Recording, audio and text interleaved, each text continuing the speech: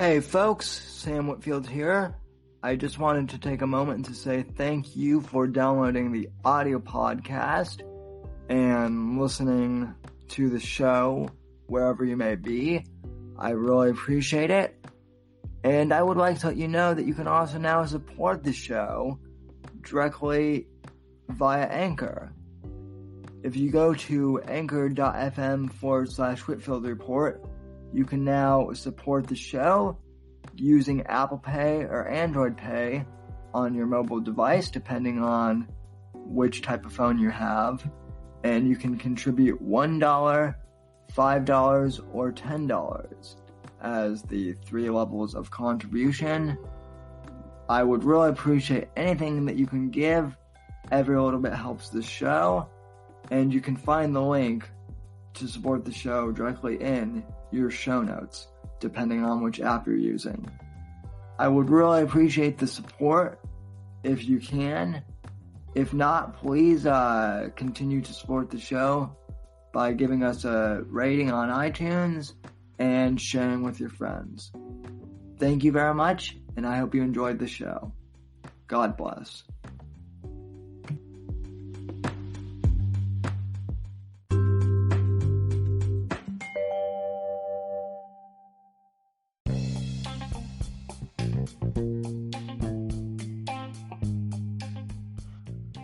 Alright guys, welcome to the Thursday edition of the audio podcast. Come one, come all, Sam's Savages. I hope you're doing well this week. It's been a good week for me in some areas. In other areas, it's been a really rough week. I want to start off the Thursday show by just previewing what's going to be on the main show on Saturday. This weekend, I'll be doing a tribute show for my good friend Leo Stratton. For those who don't know, Leo Stratton was a citizen journalist from Portland, Oregon, who did a lot of work with the Tea Party movement and a lot of the grassroots conservative citizen journalism stuff. He was featured on InfoWars and Fox News, or at least his videos were. And he passed away last week in a truck accident, in a rig accident.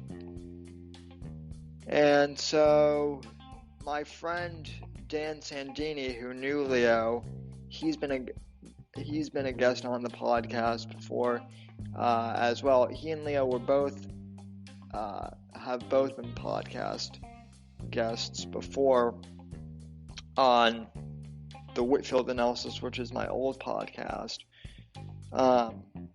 Dan's going to be joining me on Saturday. We're going to do a memorial podcast for Leo and trying to answer some questions that people have had about Leo's death. And there are some possible conspiracy theories that this might have actually been a hit from Antifa. The police are investigating that. To my knowledge, there's nothing to substantiate that at this time. But we're going to be talking about Leo's life as a citizen journalist and focusing on more of a celebration of his life on Saturday evening. So that will be available to you guys listening on the audio podcast on Sunday. But as usual, if you'd like to tune in to watch the program, you can do so by searching the Whitfield Report on YouTube and subscribing. And that would really help us out. This week's podcast, or I should say today's episode, is going to focus primarily on the whole Brett Kavanaugh scandal and what's going on there. So that's what I'm going to be talking about today. Stay tuned, and we'll get right into the topic.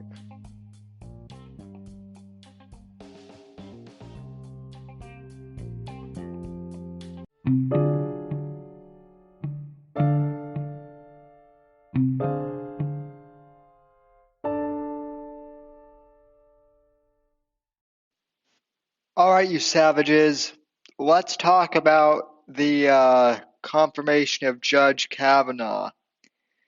This has gotten way more interesting over the past 2 weeks, especially with, another possible Me Too incident, looming. I have to say, just off the top of my head, without really reading anything, I'm suspicious of this being,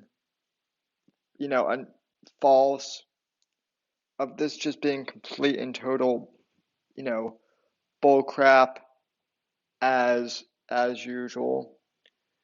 Just because we live in the era of Me Too now, and ever since November/December of last year, it hasn't even been a full year yet since the whole Me Too movement thing happened. We've just been getting inundated, and it seems like for every one of these that is true, there are like 10 more that I hear either on Twitter or some blog or fake news that are complete and total, bullshit, to be honest. I haven't read much on the Kavanaugh accuser until now. What you guys are going to hear me doing, I am literally going to read the headline from Fox News from what I've found, and I'll read it. I'll read this article from Fox News, and then I'll state to you my analysis of what I'm reading so far. And by the way, I'm recording this using the Anchor iPhone app and my Beats Bluetooth headphones. Yeah, I know the sound quality isn't great. It probably sounds like I am coming in over a cell phone. But I can't drag the Blue Yeti everywhere. And plus, there's nowhere for me to put it in my iPad. It's it's a heavy mic. So, bear with me. Anywho, getting on to this Fox News article, headline: Grassley demands Feinstein turn over letter from Kavanaugh accuser. Quote, I cannot overstate how disappointed I am. Senate Judiciary Committee Chairman Chuck Grassley on, Supreme Court nominee Brett Kavanaugh faces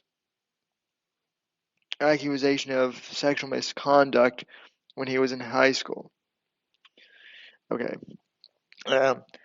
Senate Judiciary Committee Chairman Chuck Grassley on Wednesday unloaded a torrent of criticism on Senator Dianne Feinstein for her handling of sexual assault accusations against Supreme Court nominee Brett Kavanaugh, telling the ranking Democrat on the committee, I cannot overstate how disappointed I am, saying Feinstein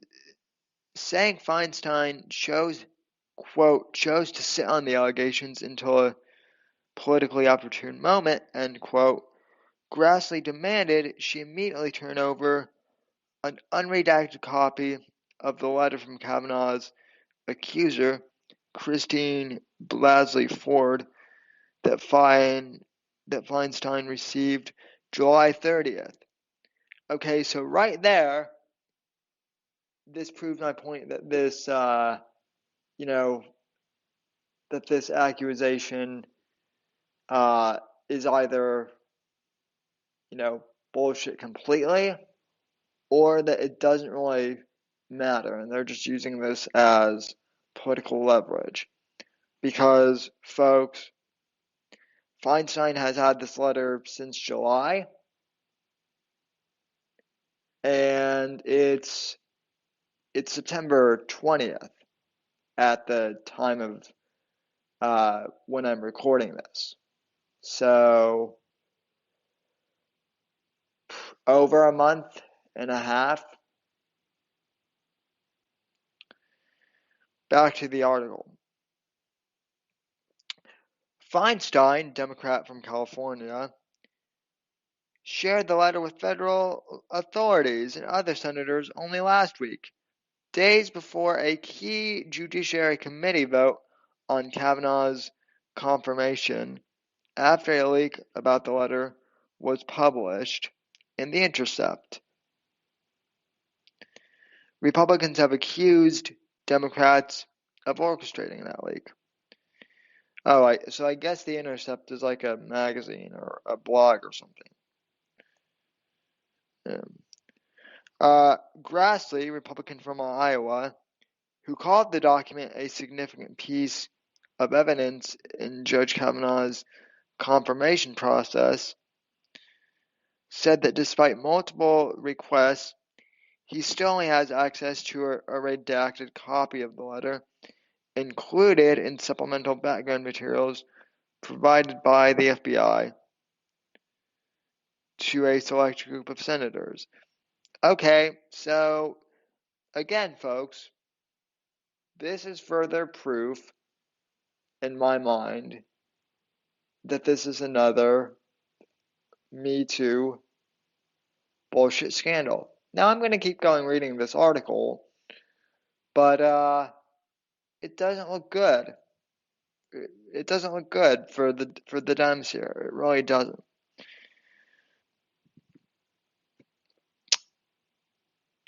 He asserted that he needs the full version of the document in order to, quote, prepare for Monday's hearings, end quote, into the allegation against Kavanaugh. Ford's lawyers strongly suggested in a letter late Tuesday that she won't appear at the hearing until the FBI concludes a quote-unquote full investigation into her claims. Oh, isn't that convenient? Isn't that convenient that she won't show up until the FBI, which is totally having a civil war, amongst itself. The true FBI agents and then the deep state infiltrators right now.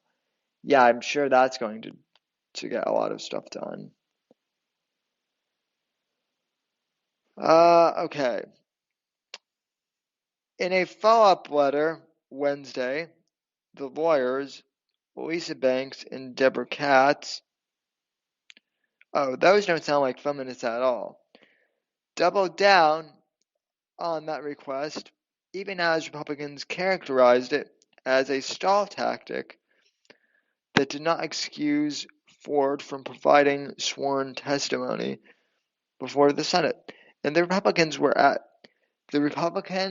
folks, are absolutely right in this case. Quote, Dr. Ford was reluctantly thrust into the spotlight only 2 days ago. She is currently unable to go home and is receiving ongoing threats to her and her family's safety, the lawyers wrote. Fairness and respect for her situation dictate that she should have time to deal with this. She continues to believe that a full, nonpartisan investigation of the matter is needed, and she is willing to cooperate with the committee Really? Well then why did she allow Feinstein to sit on that letter for, since July? If Ford was really into transparency and fairness, okay, she could have sent the letter to Feinstein. I don't have any problem with her doing that, but she should have also made sure that a Republican, or another senator had a copy of that letter too, just because we all know Feinstein, had ulterior motives for making this a bombshell, political motivations. So, you know, so far I don't buy that Ford wants to be cooperative, folks. I don't. Okay. Back to the article again. Um, just days ago on Monday, Katz had said that her client was willing to testify, telling CBS News, "My client will do whatever is necessary to make sure that the Senate Judiciary Committee has the full story and the full set of allegations to allow them to make a fully informed decision." End quote. And Banks said in an interview she will agree to participate in any proceedings that she's asked to participate in. Okay, so that was on Monday, folks, when the lawyers were saying that, yep, our client will do whatever it takes. Okay. Next paragraph. But on Wednesday, the lawyers suggested that more witnesses should be called in order for any hearing to have legitimacy. Early in the day, a former classmate of Kavanaugh's said that he had no recollection of any incident at the house party Ford described. Well, another witness who had backed up Ford deleted her account online after inconsistencies surfaced, and she admitted that her statements were not based on any first-hand knowledge. So, by the way, folks, I guess for those of you who don't know, I just learned this myself. I guess Kavanaugh was accused of groping this, Ford lady at like a party, at like a high school party back in 1970, 79, when he was in high school himself. So, we're going back a good 40 years almost. And, okay. Oof, there's a picture of Dianne Feinstein. Not a pretty one at all. Thank God, folks, you only have to listen to this on audio. The committee state the committee's stated plan to move forward with a hearing that has only two witnesses is not a fair or good faith investigation. There are multiple witnesses whose names have appeared publicly and should be included in any proceeding, Ford's attorney wrote. The rush to a hearing is unnecessary and contrary to the committee discovering the truth. Yeah, these lawyers, folks, they just want to buy time because they know they fucked up somewhere and, they've got to fix it. Sources told Fox News that Senate Republicans aren't the only ones working to get ready for Monday's fact-finding hearing, which appears ready to proceed even without Ford's participation. The White House confirmation team on Tuesday conducted a so-called murder board with Kavanaugh to test him with tough questions he might face during his Kavanaugh, that he might face during his testimony. Kavanaugh did well in the session, the sources said, adding that, quote, he was solid. There was no wavering.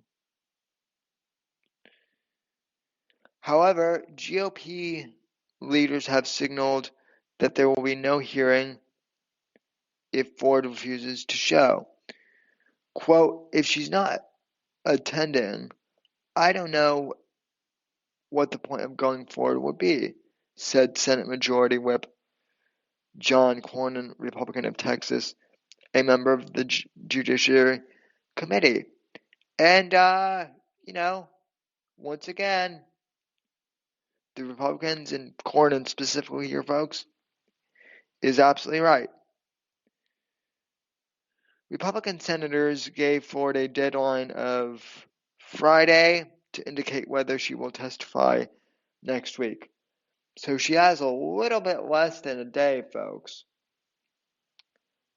And let's see, I'm putting this podcast out on a Thursday, and if you guys are hearing this on Thursday afternoon/evening, all right, she has less than a day. If you're hearing this on Friday, today is the day then, if you're listening to this on Friday. Okay. Feinstein appeared to wash her hands of the process in a brief interview outside her Senate office with Fox News on Tuesday, saying, quote, I have no say. I'm the lead Democrat. I think it's really too bad that no one called her or her lawyer. Well, okay, but Diane, they did. I mean, the lawyers were saying at first that Ford would be willing to testify. They said that on Monday of this week. And then on Wednesday, now they're backpedaling and saying, next week is too soon. We can't have that. No, Feinstein, you bitch. You don't get to play that card. Okay. She added, of course she added, this is a woman who has been profoundly impacted by this. Now, I can't say everything's truthful. I don't know. Okay, well then, Diane, you can't say that she's been profoundly impacted by this, then necessarily either. Because if it's not truthful, then the whole thing is a lie, and she hasn't been impacted at all. But then again, it's Dianne Feinstein, who's surprised?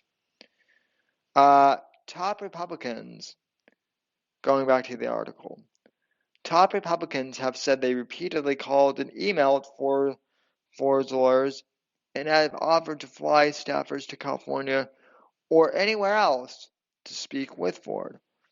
They have also offered her either a public or private hearing, but haven't heard back. In his letter Wednesday, Grassley unequivocally dismissed Feinstein's suggestions that her delays were motivated by a desire to protect Ford's identity, and suggested that her actions in fact compromised any legitimate desire to preserve her anonymity. Damn right on both counts.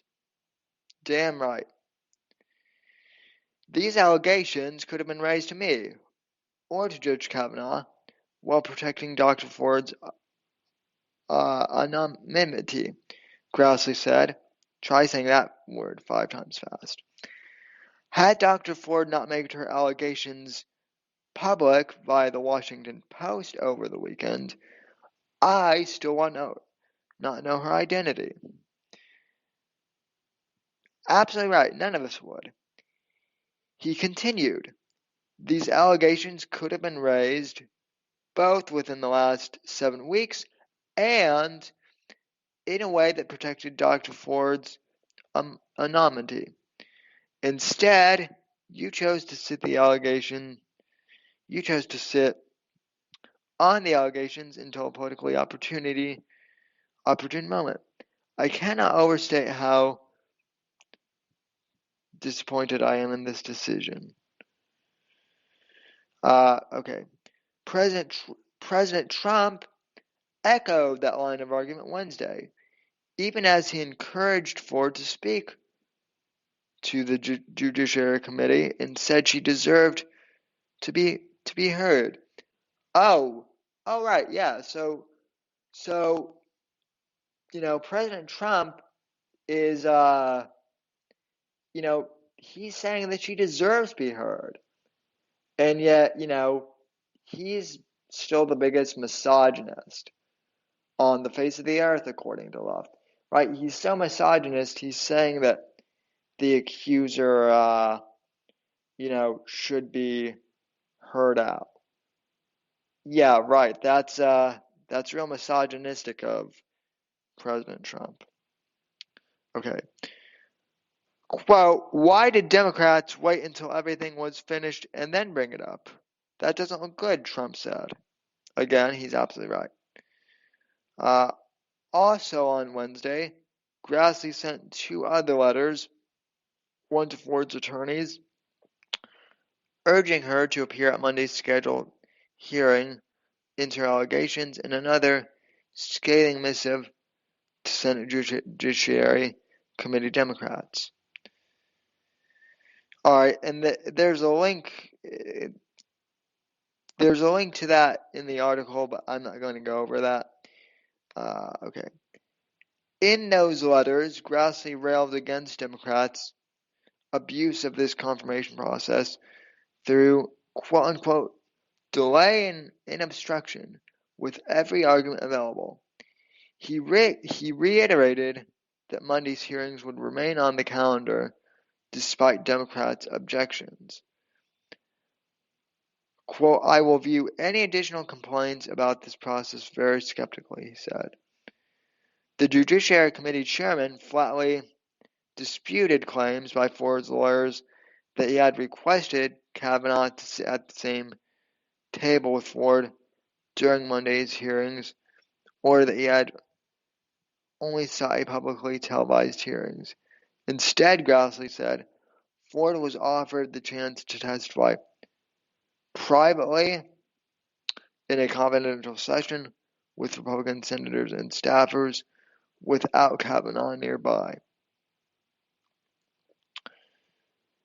Grassley has also repeatedly rejected suggestions by top Democrats and Ford's lawyers that an FBI probe would be appropriate. He specifically dismissed comparisons made by Ford's attorneys to the FBI investigation of Anita Hill's sexual harassment allegations against then nominee Clarence Thomas in 1991, saying that Hill's allegations were non-public when the FBI conducted a few days of background interviews to assess the validity before forwarding them on to the White House. Once Hill's allegations became public, Grassley wrote, the Judiciary Committee did not request additional FBI assistance. And by the way, folks, Anita Hill, she wrote an op-ed on this in the New York Times of all places. Big shocker there. Taking Ford's side on this. Big shocker there. We are in the same position the committee was in after Professor Hill's allegations were leaked, Grassley said. After that leak, we did not ask the FBI to conduct an investigation. Instead, we reopened the hearing and assessed the testimony that was given on our own. Okay. Yeah, he's damn right on that too. For her part, Hill told PBS NewsHour Wednesday that the Judiciary Committee could not be trusted to probe the accusations against Kavanaugh fairly because, quote, "Oh, this is rich.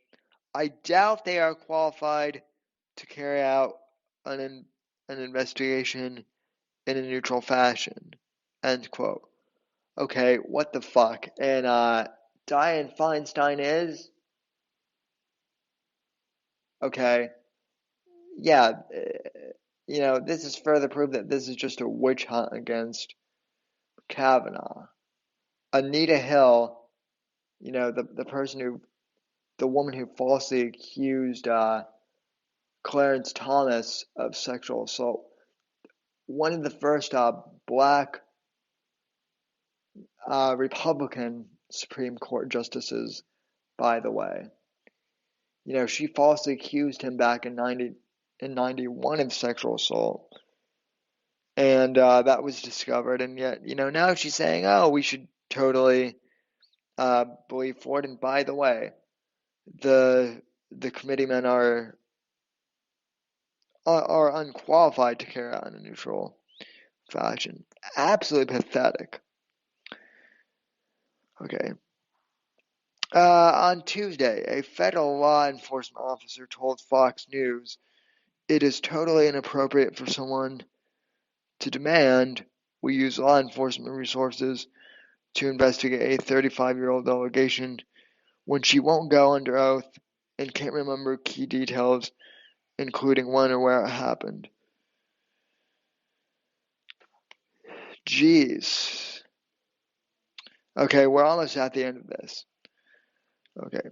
Fox News has learned from a source close to Senator Susan Collins, a moderate considered a potential key swing vote in Kavanaugh's confirmation, that she has called the FBI Deputy Director David Bowditch on Wednesday to learn more about the FBI's potential role in the proceedings as part of her quote-unquote due diligence. Meanwhile, Missouri Democratic Senator Claire McCaskill tweeted Wednesday night that she would not vote for Kavanaugh. In her message, she explicitly wrote that his legal rulings and ideology, and not the allegations by Ford, were the reasons for her decision. McCaskill is locked in a tight-race election.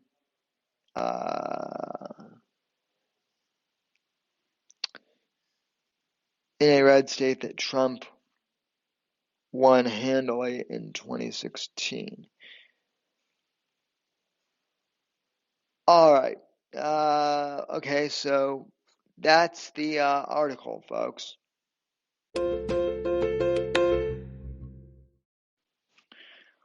All right, so here's the deal. Here's my analysis, folks.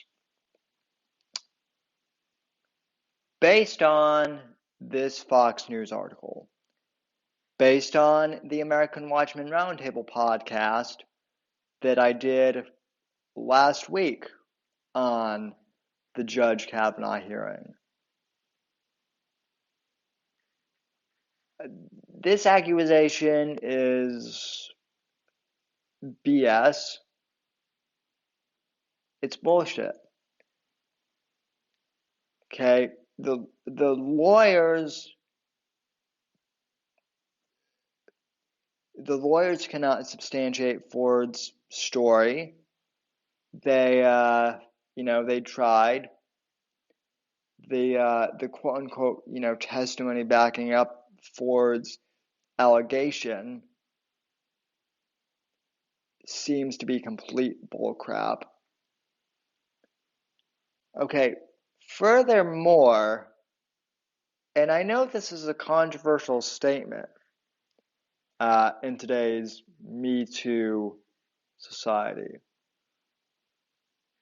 but we're talking about an incident at a high school party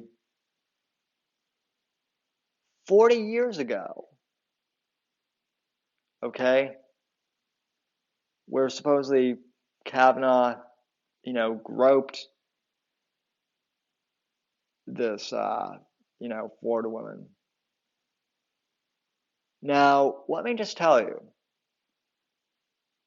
I never went to that many rowdy high school parties back in my day. In fact, I didn't go to any. I was a nerd and also a Boy Scout, so that was how I occupied my time mostly.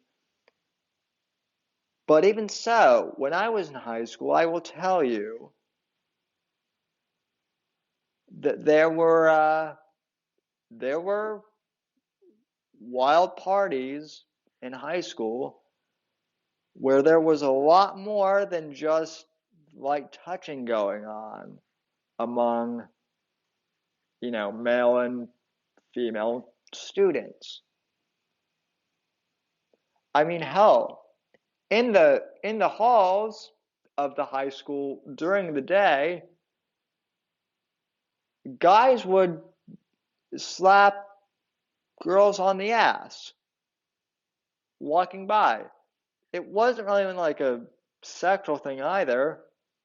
I mean, I'll even admit, yes, folks, I even did it once. It was like a joke. Okay, more or less. No one got offended. It in fact, it was funny at times almost. Okay, and again, that was back in what, I was in high school from 2009 to 2000, 13. So, I understand that I'm now ancient and I'm not living in the Me Too era anymore either. But point being, high school kids do weird stuff like that. Not only that, but like or not, men are attracted to women. Men are attracted to women's boobs. And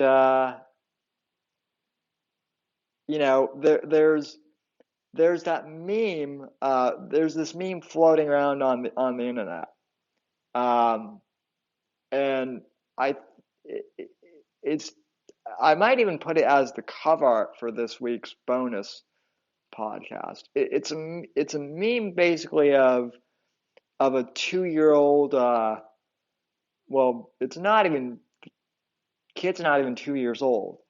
It's a picture of like a baby, obviously a boy, who he's one and he's in the arms of a waitress at Hooters, and you know he's groping the Hooters waitress, and the caption says something along the lines of, "Uh-oh, looks like little Johnny won't be headed to the Supreme.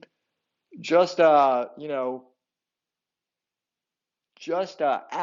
his chances of becoming a politician or a Supreme Court justice in the future, you know, despite the fact that the kid is probably not even a full year old."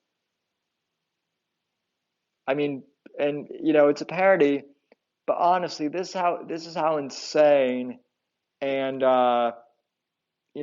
just downright destructive the Me Too movement has become. I said this from the beginning. I've said this since last year in referring to the Me Too movement. The Me Too movement should have been confined to Harvey Weinstein. Okay? Do you remember? Do we remember how the Harvey Weinstein thing happened? First that one actress came out, then other actresses said "Me Too," okay, to Harvey Weinstein's thing, and that was how that cookie crumbled. Okay, That was the legit purpose of Me Too. Okay? Then once they started expanding it into, a big political thing after they went after Louis C.K. and whatnot, they gradually expanded Me Too, and now Me Too has just become, well, this guy might have said something like, slightly sexual to me one time, and that's the same as, what Harvey Weinstein did. Okay, no, it's not. Okay, but this is how just totally abused and how totally deformed Me Too has become. And it's sad, okay, because there are legit sexual assault victims. There are legit rape victims that should be heard.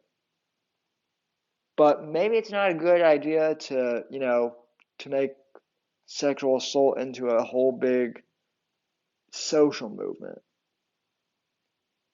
And, furthermore, maybe Democrats, or Republicans for that matter, maybe politicians shouldn't be using this to push political agendas, Dianne Feinstein.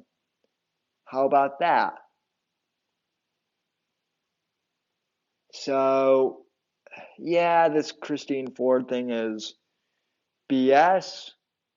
And I'm glad I covered it today, because now I don't have to on Saturday.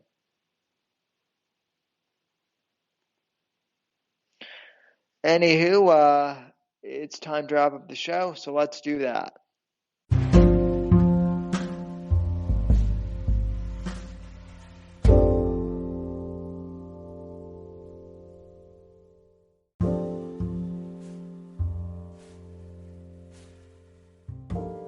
And folks, that will do it for the Thursday edition of the Whitfield Report. I want to thank you so much for tuning in to the podcast. I really appreciate it. As always, you can visit the Anchor page at anchor.fm/Whitfield Report. And if you like the podcast and you want to continue supporting us, please consider supporting the show with listener support. Hit that button and support us for $1, $5, or $10 a month. And you can even use Apple and Android Pay as usual. Yes, and we would greatly appreciate that. I want to thank you for listening to the podcast. As I mentioned at the beginning of the episode, Dan Sandino will be joining me Saturday evening for the big show, the main show, on Saturday at 8 p.m. Eastern Time on my YouTube channel. And we'll be commemorating the memory of friend of show and citizen journalist and all-around patriot Leo Stratton. So it's going to be a very somber show, yet a very I think it's going to be good. We're going to try and stay positive and honor Leo's memory. So be on the lookout for that. And if you're interested, like I said, tune in for that. And more details about the stream to come. And with that, folks, I am out of here for the Thursday edition of the podcast. Thank you for listening. If you like the show, please share with a friend. And give us a rating on Apple Podcasts. From all of us here at NGC Studios, good night. God bless, and God save this great nation.